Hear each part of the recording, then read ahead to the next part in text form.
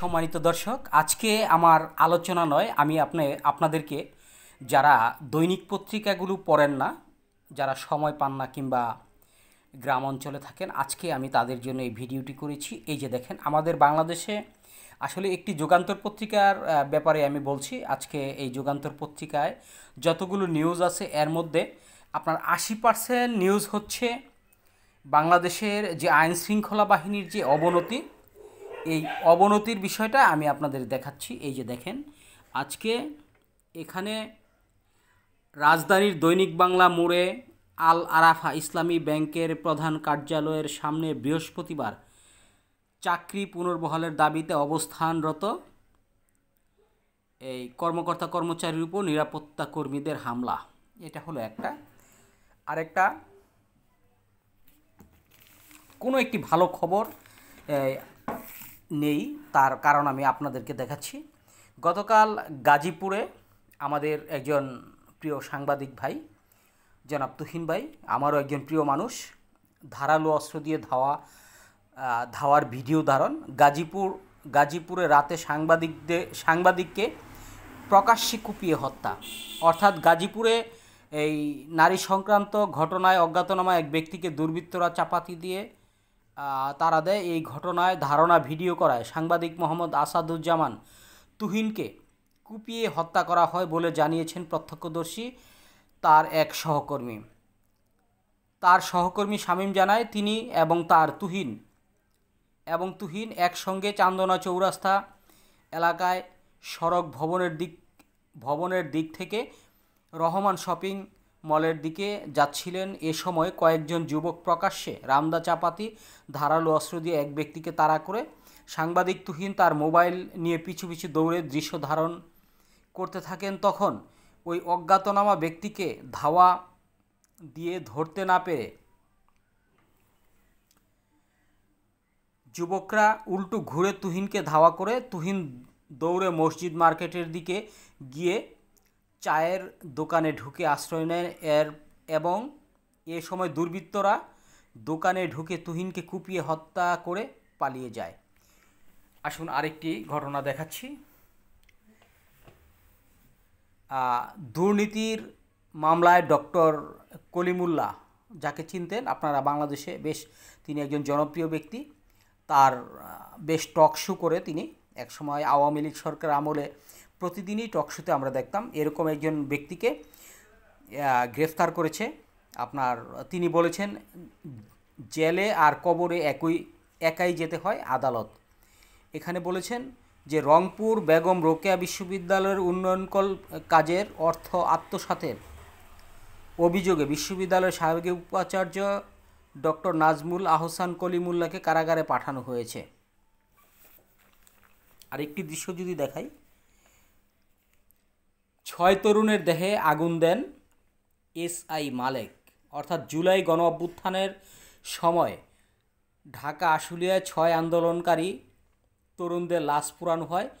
এই দিয়াশালাইয়ের আগুনে আশুলিয়া থানা সাবেক উপপরিদর্শক আব্দুল মালেক লাশে আগুন দেন। তৎকালীন কনস্টেবল মুকুল চৌকিদার এতে সহায়তা করেন।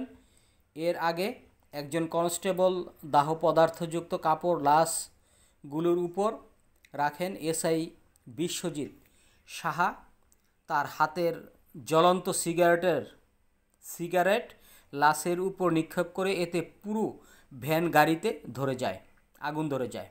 দেখেন, আজকে আরেকটি সংবাদ, সেটা হলো অপরাধের জন্য ন্যূনতম অনুশোচনা নেই বাংলাদেশ আওয়ামী লীগের, ভুল পথেই চলছে আওয়ামী লীগ।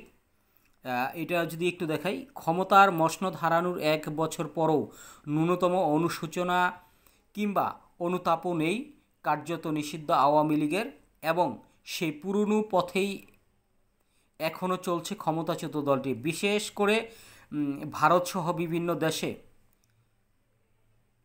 নানা ষড়যন্ত্রের জাল বুনছেন। তাদের এখন মূল টার্গেট আগামী ত্রয়োদশ জাতীয় সংসদ নির্বাচন। এর মধ্যে একটি ভালো খবর আছে, রোজার আগে নতুন সরকারের শপথ আসলে হবে কিনা সন্দেহ রয়েছে।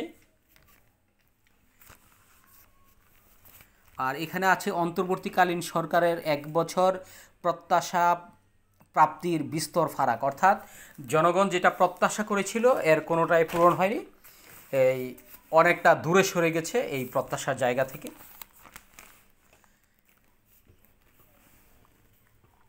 সবচাইতে বড় নিউজ যেটা, রিসোর্ট রেস্টুরেন্টেও সরকার উৎখাতে একাধিক বৈঠক।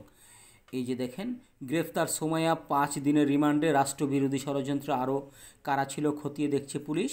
মেজর সাদিকুলের স্ত্রী সোমাইয়া জাফরিনকে বৃহস্পতিবার সিএমএম আদালতে নিয়ে যাচ্ছে পুলিশ। এই যে ফেসবুকে গ্রুপিং হওয়ার চেষ্টা করছে তারা, তার কারণ আপনারা জানেন যে বর্তমানে এই বাংলাদেশের সবচাইতে যেটা আপনার খুব সহজেই যোগাযোগ করা যায় সেটা হলো ফেসবুক, ইউটিউব, ইনস্টাগ্রাম। ইউটিউব নয়, এই ফেসবুক। এই ফেসবুকের মাধ্যমে আওয়ামী লীগের এই একাধিক কর্মীরা এবং নেতাকর্মীরা তারা কখনো কখনো বিভিন্ন জায়গা থেকে ভার্চুয়াল বক্তব্য কিংবা ভার্চুয়াল বৈঠকের মাধ্যমে বিভিন্ন ধরনের আলোচনা করে থাকে। লন্ডনে তারেক রহমানের সঙ্গে বৈঠক, বিএনপির প্রতি আগ্রহ বাড়ছে কূটনৈতিকদের।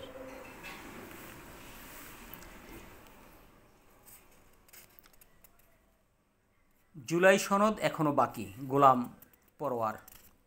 আমরা আজকে একটু ভিতরের পাতায় যাওয়ার চেষ্টা করছি।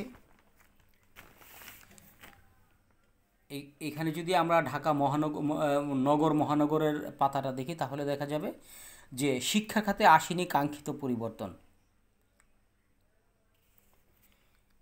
এখন যেই বিষয়টা, প্রিয় দর্শক,